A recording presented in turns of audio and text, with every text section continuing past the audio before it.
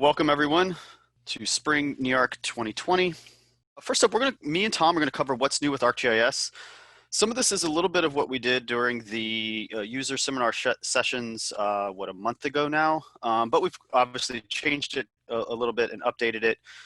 So first up, just a little bit about myself. I'm Matt Deal. I'm account manager on the state team out of our Boston office. My greatest wish is that we could have done this together in person. I guess my second wish is that I had a NEARC mug here at home. I don't, that's at my office. So, and the third thing about me today, I'm battling the spring allergies just as I would at every spring NEARC. So Tom, you want to introduce yourself? Sure. Tom Schwartzman. I'm a solution engineer with Matt. I work with Matt and others in the Boston regional office supporting you all. And I do have a NEARC mug sitting next to me, so I'm happy to be drinking coffee out of that. And I don't have allergies, so that's Lucky Tom. All right. All right, so here's the agenda. It's a little bit different than what was in, I think, the original written description. We're going to cover, obviously, what's new in Pro, what's new in Online, including the new viewer, story maps, and what's new with the builder, solutions. There's a whole bunch of stuff to talk about there. Most importantly, I think, on some of the updates, and then again, on what the idea and concept is of solutions and how they're put together. And then we're going to discuss the new technology, some of the new things that Esri has out as of recently, and some of that will be talked about later today in several sessions, but we'll cover that real quickly here in the intro. Before we do that, I do just want to focus a little bit on our product strategy. So it's important to just review a little bit about how we support the overall expanding geospatial community. And the focus of our product strategy has obviously always been on ArcGIS and our GIS products, but there's also the online mapping community, which is growing quite a bit. And then in recent years, we've opened up our platform for developers to increase and build on the platform as they wish. And now we're also creating new systems, these things we're calling GeoEnabled Systems. These are really unique. They're sort of independent solutions that build on and work with your GIS, and they focus on very specific workflows and capabilities needed by very specific user groups. We'll cover those today. I'll cover that at the end of the session, and again, we'll have some of these throughout the day. So we refer to all of our work collectively as the Esri Geospatial Cloud, and it's obviously available both as a software and a software as a service. The idea here really is that anyone can be a GIS user and that they should use the products that meet those individual needs. It is also important to remember that the concept behind of what ArcGIS is it's a comprehensive platform. It's open, it's services-based, it's distributed and extendable. The platform supports not only those really large organizations, but also teams and even individuals. All right, so let's get into what's new with ArcGIS. So first up, let's talk about desktop. So Pro is widely used, broadly adopted now. We've made many new improvements like additional parcel management tools, interactive suitability modeling. You can kind of read everything here that's in our updated list. By the way, this list comes from the ArcGIS Pro roadmap that's on Geonet. So if you want to know what's coming out next, be informed on what's on our roadmap for the long-term future as well. Follow along on Geonet, and again, just search for the ArcGIS Pro roadmap. Pro can also be extended, right? So there's a variety of ways to add new analytic tools and capabilities. These are specialized tools that focus those capabilities into the desktop world with extensions that a lot of you are familiar with, like Spatial Analyst, Geostatistical Analyst, 3D Analyst. And one thing we've noticed sort of as a trend, or at least I have here in this region, the New England region, is things like Data Reviewer and Workflow Manager extensions becoming more popular. Last year, around the springtime, we talked about Locate XT and what was new with that. That's a new extension that helps you discover and extract geocoordinates, place names, and other critical information from unstructured text and place them instantly on a map. Okay, so the features and improvements of ArcGIS Pro 2.5, our latest version, make workflows faster, ensure data quality, and allow you to work and share much more efficiently. It's the next step forward in GIS and ahead of everything else. So for those of you already using Pro, I think you'll appreciate what's new in the latest version. And for those of you who aren't yet users yet, Tom will show you some reasons to switch over. Tom? okay. Thanks, Matt. So let's begin here in, let me move that off there. Let's begin here in the startup screen for Pro, you may be familiar with this screen. It's a place where I can open an existing project, or I could start a brand new project based on different kind of templates, different focuses like a map, a scene, or even just an empty document that I can work with quickly. But I want to start by talking a little bit about the idea of a project template. You can set up a project template and put it on your hard drive or a network drive, or put it even in the cloud as part of your ArcGIS Online organization and potentially share it with other people. And project templates really are nice because they give us a good starting point, sort of a jump start in getting a project going. So here you can see I can navigate my my machine, or I can also go to my portal. I'm logged into ArcGIS Online. You can see that in the upper right. I'm logged into an online organization, and I've went to a group, and if I go into this GIS editors group, you can see that there's some templates that have been set up for me, and if I pick one of those, I can use it as a basis for a new project.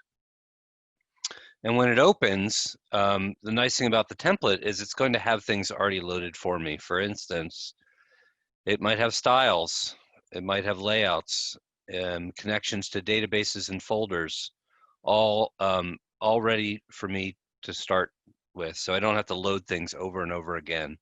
So just be aware of this, the idea of that project template can be really helpful. Okay, let's switch. I've got multiple instances of Pro running. You can see that here. I'm going to jump to another one. And here we're looking at the water system in Naperville, Illinois. And we're going to focus on tools around quality assurance and improved efficiency. And I want to start, let me zoom in a little bit here. So I'm going to go to my map and we'll go to a bookmark. I want to start by working with the fire hydrants. Fire hydrants are obviously an important part of the network, the water network, but obviously an important part of the public safety network, if you will. And it's important that the data we have there is accurate. Now you can see these fire hydrants are labeled with their asset ID. It's not that interesting, but let's bring up the attribute table, and we'll start by just looking at a really simple tool that's new to Pro 2.5, and that is the Find and Replace tool. So I'm going to click on that Find and Replace tool, and it brings up a dialog where I can just search for any text I want. So I could just look for FH122, that's an asset ID. And if you look at the table, you can see it highlighted that record. In fact, it found 11 records with that string in it. And if we could cycle through these if we want, you can see they all have that 122 in there. Now that search could be case sensitive. It could match the start, the beginning of a field or any part of the field, etc. So that's a nice thing to do. And the other thing I can do is replace. So if for some reason I want to change how we label our assets from starting with FH for fire hydrant, maybe I just want to replace that. We'll start looking for FH and we'll replace it with HYD. And I could do it one by one, or I could do them all at once. And I'll go ahead and do that all at once. And while that's going through the table and updating those things, I mean, we could have done this before with some sort of calculation and an expression, but that's a lot more work. This is clearly a faster way to do it. So it's a nice new tool. And when this is done, you'll see on the map, because we're labeling based on that asset ID, you can see in the table that we've replaced those that text, and we've also see that represented on the map here as well. Okay, now I want to do a little bit of editing. So I'm going to go to the edit ribbon and I'm going to create a new feature, I need to put a new hydrant in, and you'll notice that I've set up some feature templates, and these templates represent, for me, the most common types of features that I add to Pro, and you can set up as many of these as you want, and they have the attributes preset for these different, different characteristics of these different hydrants. But I want to point out one special one. That's this one here called Hydrant with Service Line.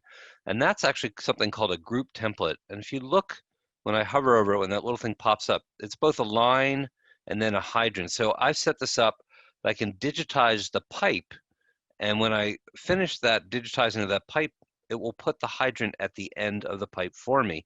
So it's actually adding features to 2 different feature classes in one edit operation for me. And that's just a nice time saver that I don't have to go first to a pipe and then to a hydrant. So let's go ahead and do that. Let's pick that, and let's just put it here in the middle of this park. And you can see how the pipe went in and the hydrant went in as well. Now, I want to talk about some of the attributes for this, and two different aspects to attribute editing. One is something called contingent values. Now, you're probably all familiar with the idea of a domain or a pick list that you can see, you can attach to different fields. In fact, here you can see that I've got a domain for the different manufacturers of these hydrants, and also one for the nozzle diameter. But what contingent values lets us do is tie those 2 or more of these together to make them more intelligent. And let me show you what I mean. So if I pick, say, Corey as a manufacturer, you see I have a very limited list of sizes because they only make certain sizes. But if I switch that list to, say, American Darling, then you see I get a bigger list, right? So that's the idea of contingent values, that those 2 domains have a relationship that helps keep the right choices there for us. And that can involve more than 2 fields if you want. The other thing I wanted to just point out was the fact that both asset ID and service territory are already filled in. In fact, you can see the asset ID on the map in that label.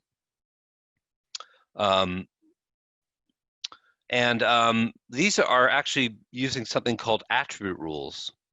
Now, attribute rules use the ArcGIS scripting language to get the software to do more work for us. And if you're not familiar with ArcGIS, it's a scripting language that you see across the ArcGIS platform. You'll see it in ArcGIS Online, you'll see it in the JavaScript API, you see it here in Pro, and it can be used for things like labeling, symbology, calculations. Here, we're using it for attribute rules. Here, that ArcGIS expression is auto-incrementing the hydrant asset ID, but also maybe more interesting. I mean, that's interesting and helpful. That way I don't have to put a unique ID in there. It's done through a database trigger or whatever. But more interesting, for me anyway, is this idea of having filled in the service territory. And to do that, ArcGIS has looked at the location of this hydrant and queried the underlying service territory polygons. You see those here in different colors, and determined that I'm indeed in the north polygon, and it's gone and put that in the service territory field for me. Now, if you're an ArcMap user, you may be familiar with something that was an add-in called the Attribute Assistant. And this is sort of the big brother to that, taking it even further, but same idea of helping us put in rules and do work for us as we do our work. And these attribute rules can run when you add a new feature, when you edit a feature, when you delete a feature. And they can do things like calculations, like we're seeing here, but also validations as well. Awesome. Yeah, and I'll just say, you know, as ArcGIS gets more powerful, these attribute rules will just pick up that power and be able to do more and more. Great. All right, so that's giving a little sense of what's new with some editing capabilities. We're going to take a look at some new capabilities within visualization, and to do that, Tom, I think you've got some crime data to show. And quickly before you do that, I just want to remind folks, it looks like a lot of people joined since we sort of started. Remind people that chat's not active for questions, but we do have Q&A open. Thanks, Tom. Okay, right. So now we're in another pro session, and here we're in Washington, D.C., and these polygons that you see on the map represent police service areas. Now I do have the crime data, so let's turn that on. And that's a little bit much to do anything with. It's about 35,000 points a year worth of data, I think. So I want to show you a new way to visualize the data, something called feature binning. And we enable it with this geoprocessing tool where we can specify the layer, the type of bin, and there are a couple different shapes. We'll see that in a minute, and any statistics we want about the bin. And then we can just come to this layer and we can ask to see this as binned data. And that binning overlays these polygons on top of your data and shows you information about the features within those bins. So in our case, we're looking at a count of crimes, and the darker blue represents the more crimes. Now these are dynamic. I could actually change their size if I want. And I can zoom in and the size will change as well. They also honor any kind of, say, definition query you might have. So while we're looking at all crimes right now, if I switch this to, say, just theft from auto, you can see how those bins update to help me see only those types of features. All right, and also, I mean, you can turn binning on and off anytime, but you can also set a scale threshold at which you start seeing the points. Now these points are the crimes, obviously, but I don't really want them all to have this simple gray dot, so I'm going to go into the appearance and change its symbology from single symbol to unique values based on the offense type. And you can see I just get these default different color symbols. That's not really what I want. I could go to each symbol and find the right symbol, like this is my arson symbol. Right, and you can see that that will update in the legend and such. But I don't want to do that for these, 15 or whatever different offense types. So we're going to use a new tool in 2.5 called Match Layer to a Symbology to a Style, where we just point to the layer in the field, and then we point to a style. And where there's a match between the offense name and the style or symbol name, let me just run that. It's going to populate or change the symbol for me. So because it found a symbol called homicide or robbery or theft from auto, it just picks up that symbol automatically. And that's a big time saver as well. Okay, another way that we might want to visualize this, this data is temporally, because they do have a time aspect. And I'm just going to open up a new chart called a calendar heat chart here in my project, and I just need to specify the date field that I want to use and then how I want this to be visualized.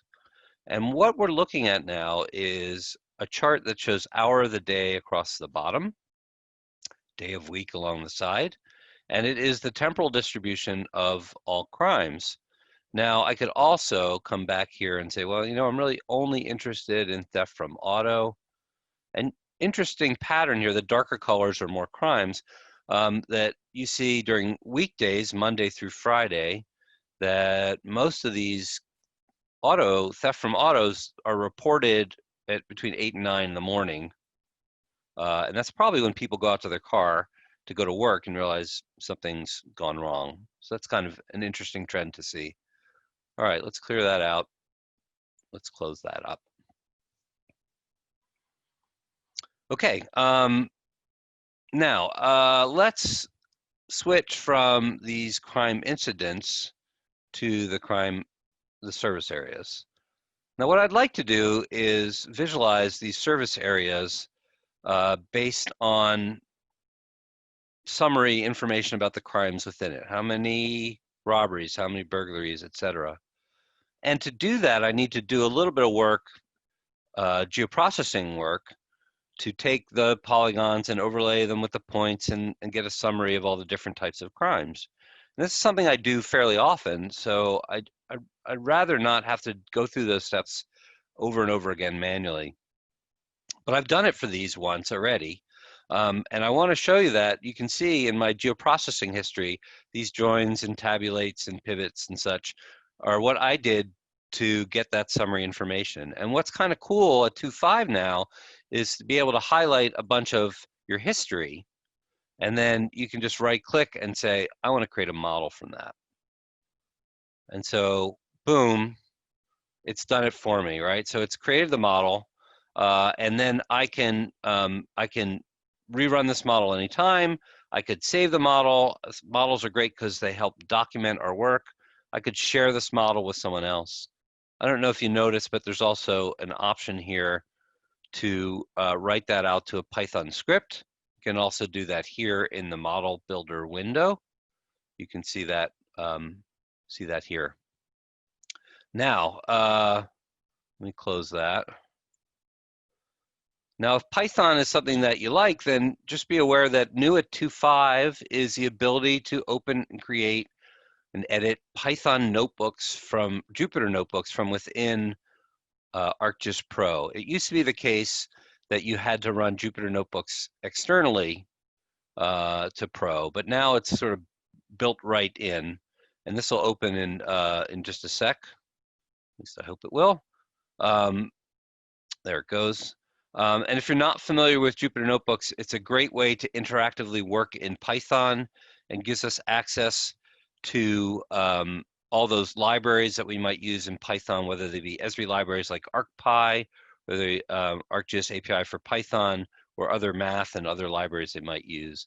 And you can come here and I can just, I can run this code little by little here and go through my script if I want interactively. So that's a new thing that's actually pretty cool. Now, I do just want to point out one thing, as long as we're sort of in this geoprocessing mode here. Just as it relates to COVID-19, we did release some geoprocessing tools that link into this thing called the Chime model, which is, if I get the right thing here, right, COVID modeling, right? So this is attaching geoprocessing tools to a model that was set up by the University of Pennsylvania to look at hospital resources. So it's the hospital impact model for epidemics. So just so you know, this exists. We're going to talk more about some other web-based COVID tools, but this is not web-based. This runs inside of the geoprocessing framework, but it's here for you to work with. Just want to point that out. Okay, let's go back to our map. And let's talk about now visualizing these police service areas. I want to see that crime information, and I could do it with graduated symbols or something like that, but let's use the new chart symbology at 2.5 to throw a pie chart in there, and we'll pick some different fields, like maybe we're interested in burglaries, robberies, theft from auto. I'm stuck on theft from auto for some reason. I'm going to change, I'm not good with color, but let's see how ugly I can make this. Blue. Well, you get the idea that I can see the pies. Now, a couple things about these pie charts. They're all the same size right now, but I can make them their size relative. So where there are more crimes, you get a bigger pie, and where there are less crimes, you get smaller pie. I can put leader lines on. I can display these things in 3D if I want, and change the tilt. So I can tweak these as much as I want, which is kind of nice. Now, these police service areas, I mean, the crimes still have a temporal aspect to them. So I've actually done some week-by-week summaries, and I've put those into this 3D view. Same police service areas, but now we're looking at it week by week by the darker colors and taller the symbols are, the more crimes there are. So I could step week by week through this if I want, and we can see that will update to show me the different weeks.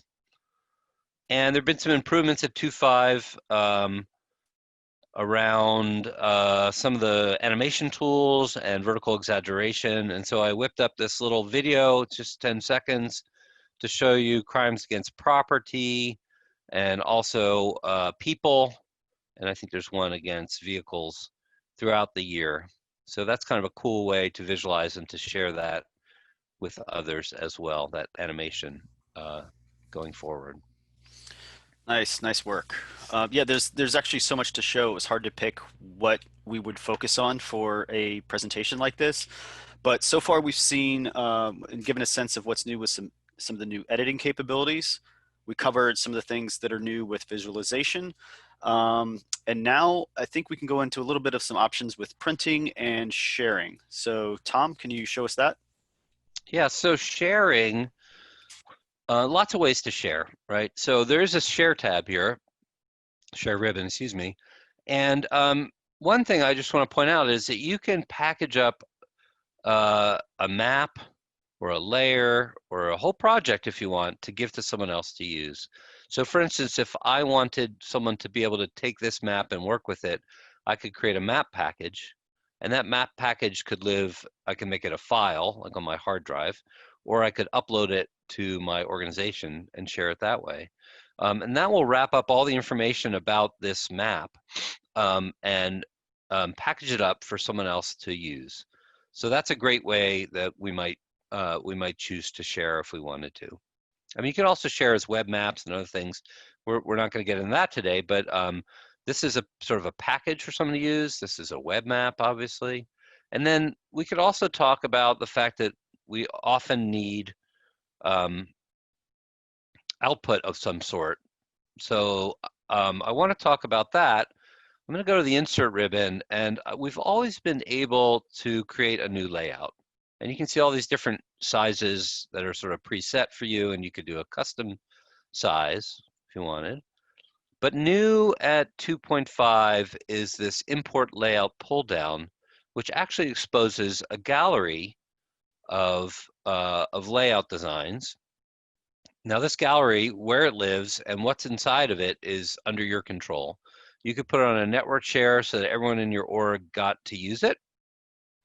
You could have it on your hard disk, whatever. You can, the first 12 that you see here come with ArcGIS Pro, but you can take those away or add more to them. So it's up to you. In fact, I've added one at the very bottom here called User Seminar Layout. And I'll just click that, and it's going to insert that into my project, that layout.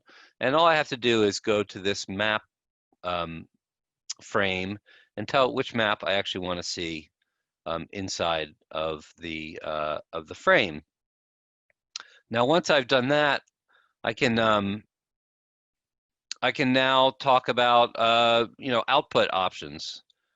One option, of course, is to print it.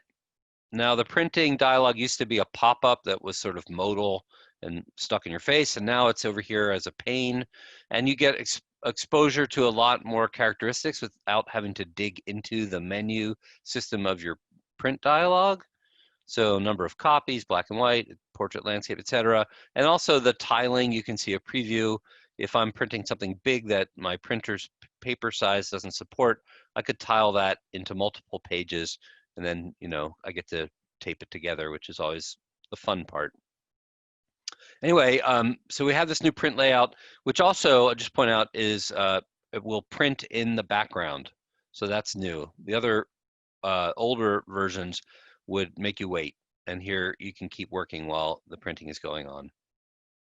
Now, with respect to exporting, we have some new options around PDF with regard to security, being able to put passwords on them and such. And besides all these other file types which you may be familiar with, we've got a new file type called AIX, and that's Adobe Illustrator Exchange format. Now, this is an Esri format, so it's not an Adobe format, but it's designed to come into the Adobe Creative Cloud using the free Maps for Adobe Creative Cloud add-in from Esri.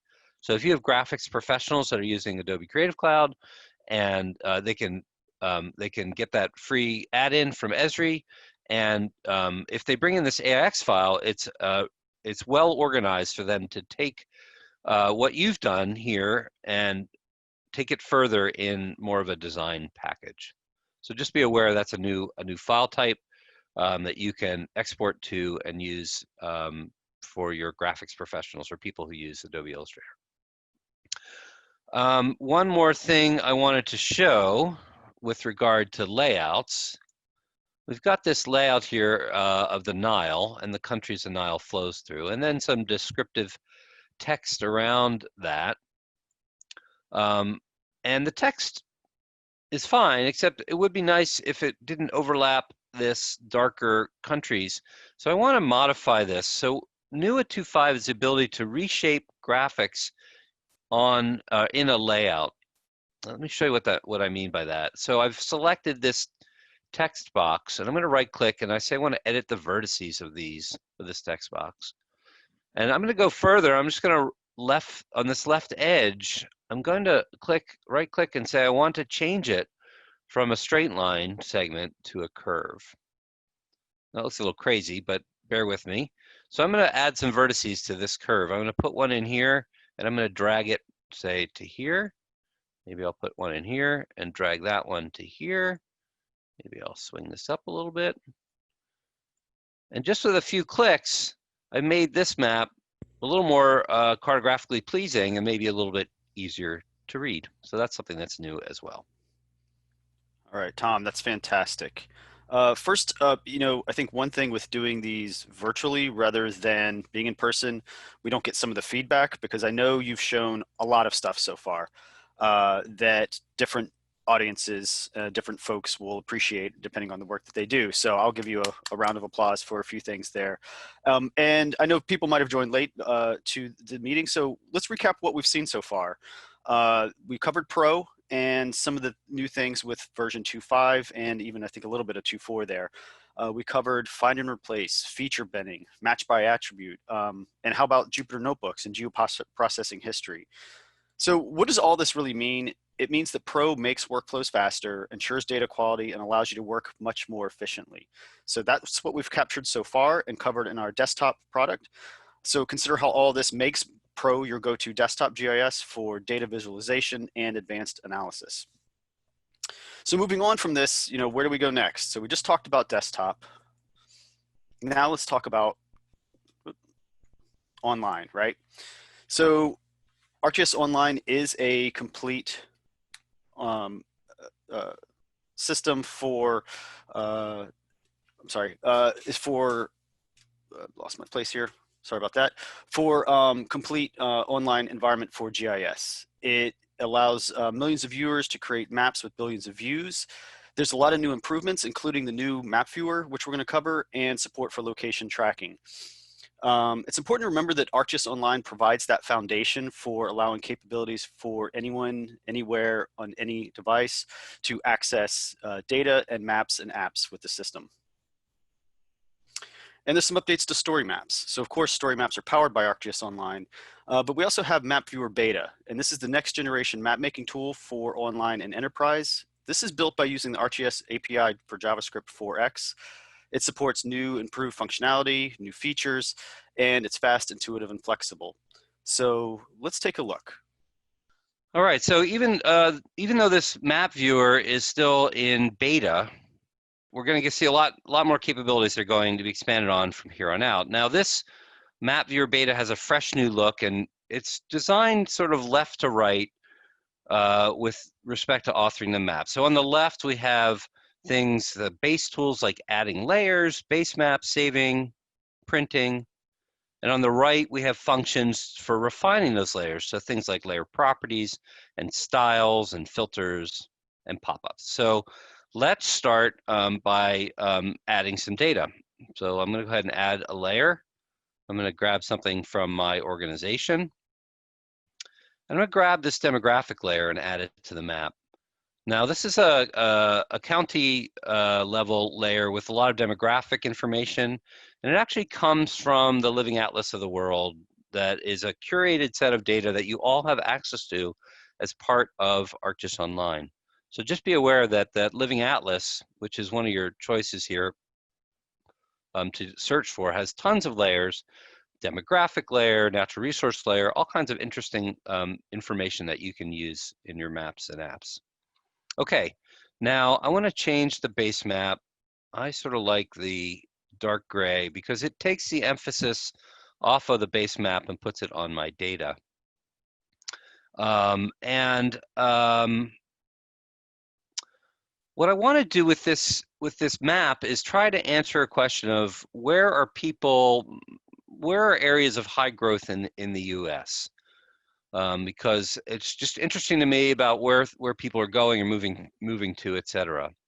All right, so first I'll just point out that we can actually, on the right here, you can see I can do things like turn the legend on or off. I can change the transparency, and you can see that responds as such.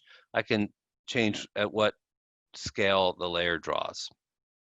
Now, I mentioned I want to explore population, so let's go ahead and style this.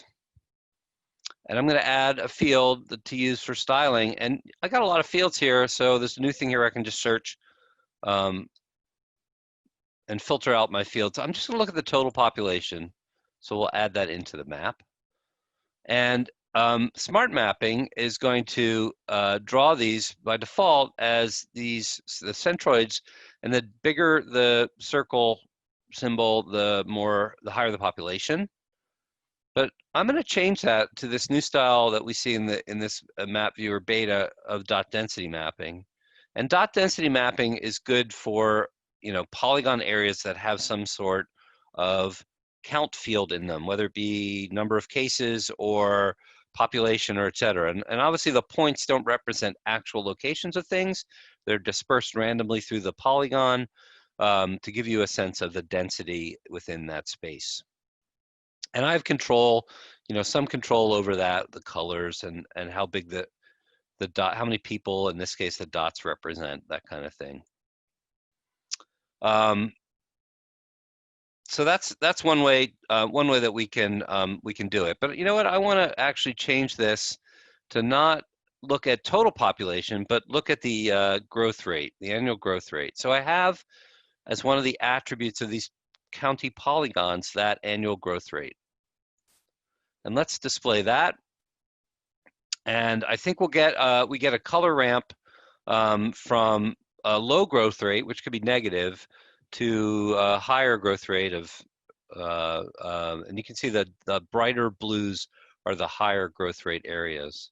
And I, of course, can mess with the color ramps, not only the color ramps, but how I want the colors distributed from high to low, whether I'm looking at something above and below a certain value, et cetera. So there's some nice tools to do that. And obviously I get to see the distribution of data so I can tweak, you know, how the shading is distributed. And so this is interesting, but I'm only interested in high growth areas. So I want to add a filter to this map, and we'll add an expression, and we'll grab that annual growth rate again. And I only am interested in a growth rate of 2% or higher. So I'm going to slide this up. I can use the slider here, or I can type it in, whatever I want, and I'll save that. And there aren't any in our area there, but we'll just zoom out a little bit to show you some that are. And the other thing I want to do is I just want to tweak this a little bit because we're now focused in this higher area. So let's change this color distribution a little bit. Okay, that's good. So now we see areas of high growth rate. And if we sort of look around, we can see, wow, in North Dakota, there's some wild growth rate, high growth rate going on. You know, other areas, not just high growth rate, but this isn't telling me the whole story, is it? Because growth rate doesn't tell me how many people are involved in that growth. So in North Dakota, in these rural counties, or what I believe to be rural counties, the growth rate may be high, the percentage may be high, but it may be a small number of people. Whereas in outside DC or such, we may have a low growth rate, but maybe a lot of people. So let's add that information in. I don't have an attribute with the population change from predicted population change, because we do have estimate for 2023 population, we have estimates for 2018 population, but I don't have a field that has a difference. So let's actually use Arcade to calculate that difference. So I'm going to go here. I'm going to add another value in for attributes, but this time it's based on an expression. I'm going to be thrown into the Arcade editor where I can just give my expression a name. And this is a pretty simple script here. If you look at this formula, it's basically look at the future year population and subtract the current year population, and that gives us a difference in population. So we'll go ahead and add that. And now what you're going to see is we've got not only color representing the percent growth rate, but also the size of the circle tells us how many people are involved. So if we skip back over to North Dakota, while we do have a high percentage annual growth rate, we don't have a lot of people involved in that. And if we go back to, say, DC area, you can see that it's a pretty high growth rate, but a lot of people are involved there. So that really helps us tell this story a little bit better. Now,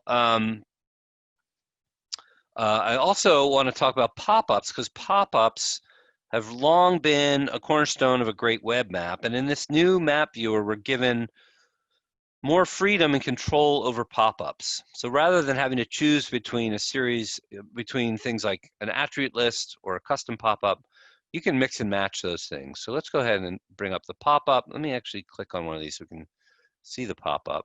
And right now it's only showing an attribute list with just the state, but let's add some text, freeform text to this, and I'll put in that text, and you can see it's just free text. I can bold things, etc., and I can reference fields in the data, as I've done here, and we'll say okay to that, and you immediately get the feedback of seeing what that looks like.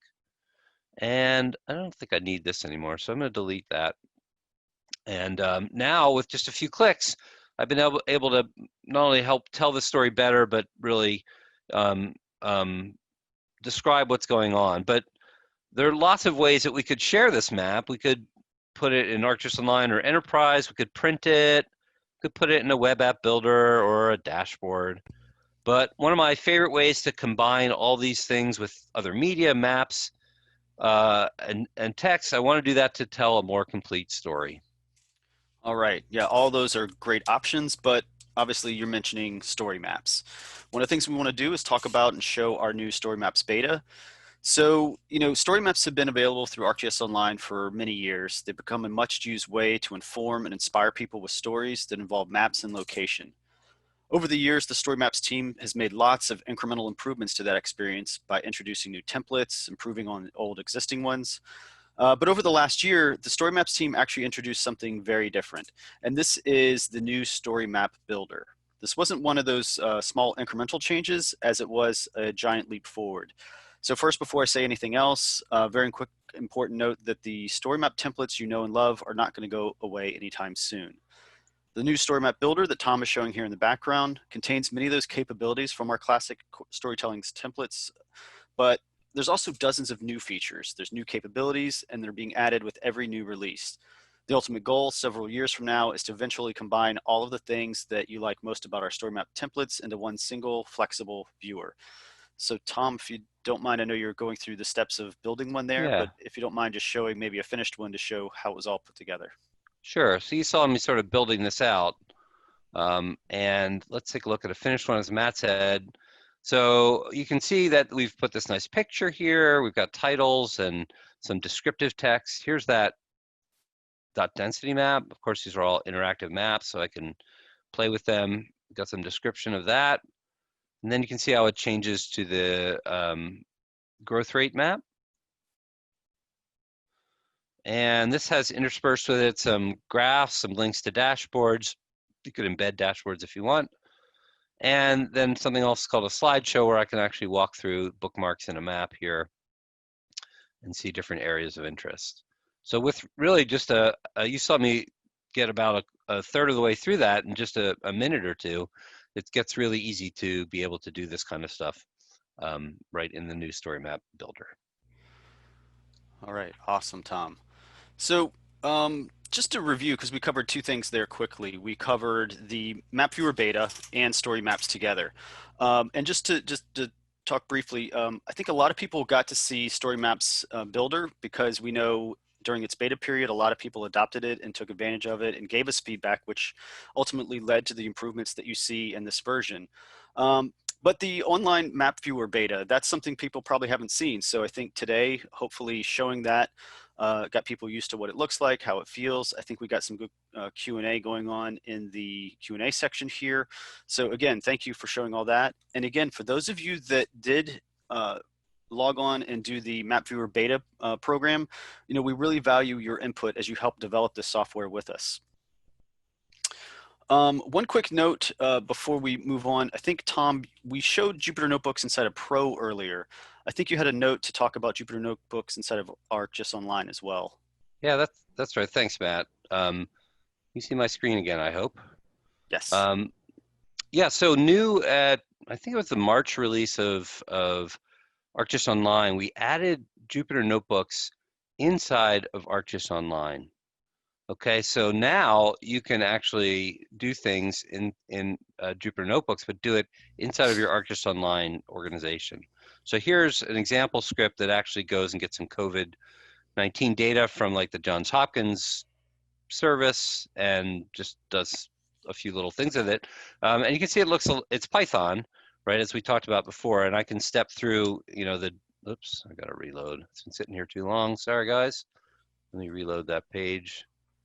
But I can actually step through it and access all kinds of Python libraries that I might want to use to do visualization or anything like that. So let's go ahead and do this now. So I've now connected here. I'm actually grabbing data from a feature layer here, and then I'm doing a query and listing out. You can see that the different number of cases here, and then getting a summary of those cases, and now I'm doing a calculation of a rolling average, and I can see that as well. So it's just kind of cool to be able to do this within now the ArcGIS Online environment and to be able to save it, share it, reuse it, all those good things. So back to you. All right. Thanks, Tom. So the next section we're going to go into is the ArcGIS solution templates. So I think a lot of people are familiar with this at least a little bit, but it's very important to recap how much effort's going into creating these and continually improving these. So ArcGIS includes over 450 map and app configurations we collectively refer to as our ArcGIS solutions. They're free, they're open. Technical support is included with your Esri maintenance program subscription because it's supported just like a product. In fact, that is sort of what it is, right? It's a combination of our different products together to solve a workflow. And these workflows aren't something, you know, out of the blue. These are things that our common customers have always done. It's just applying ArcGIS technology to that workflow to make it improved, to do it with modern technology, and to do things much more efficiently. So if you find that you have a problem to solve, or you have a workflow that you want to see if our technology can fit, you know, go to the solution templates, search through the different categories, and if you can't find one, just connect with your account team. But there's a lot here, you know, over 450 different configurations here. So they're an excellent and easy way to increase your GIS by rolling out some new technology. One thing you might have seen recently certainly is what we've done with our solutions in response to coronavirus. So when we first launched it, there was the coronavirus response template. Right after that came the solutions and business continuity solution. That's actually more about helping businesses and utilities and governments understand the capacity of their workforce and operational status of those facilities, and how to get them back working and open again. Since then, we've also released the coronavirus force readiness, the recovery dashboard, of course. There's now one for testing sites and even hospitalization and PPE inventory. So again, these are an example of how fast and how quickly things are being added to our solutions templates. All of these have come out within the last few months.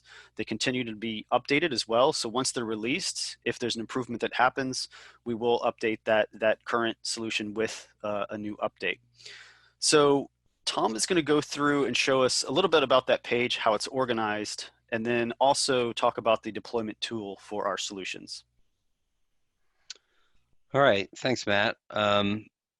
Hopefully you're all familiar with this page, solutions.arcgis.com, where we've tried to make it easy to find solutions that might suit your workflows. And they're broken down into various categories. So if local government solutions, state government, emergency management, et cetera, et cetera. And if I just go to local government for a minute, you can see that then there are categories around local government, you know, whether it's planning and development, elections, transit, et cetera. And we can dig into any of those and see even more the actual solutions that might come into play. I want to pop back to the top here and click on the coronavirus solutions, and as Matt mentioned, you can see that there's a bunch of those around business continuity, where testing sites are, force readiness, vulnerable populations, response, etc. If we look at the response solution, maybe some of you have actually deployed this, but this has tools for dashboards and keeping track of cases in your community, or locations of meal distribution centers, testing centers, all kinds of things. You can see all the kinds of different things that you get as part of that solution. And there, when the solution is deployed, it's deployed basically with a button click, and you get all these things ready to go, and then you can tweak them and add your own data to them. I wanted to just talk about the deployment of these. You may be familiar, there's an add-in for ArcGIS Pro called this ArcGIS Solutions Deployment Tool. It's a free add-in, and inside of Pro, you can run this and you can deploy these solutions we're talking about, not only the COVID-19, but also all the other ones that you saw me sort of roughly mention there. More and more now, though, we're actually starting to add these solutions to a web-based deployment tool. So you don't even need to start up Pro or do anything in Pro to get these deployed. And the ones that have that are there now are the let me go back here. The coronavirus solutions are now able to be deployed via the web. That's this link here, which takes us basically to this page and allows us to pick the solution we're interested in.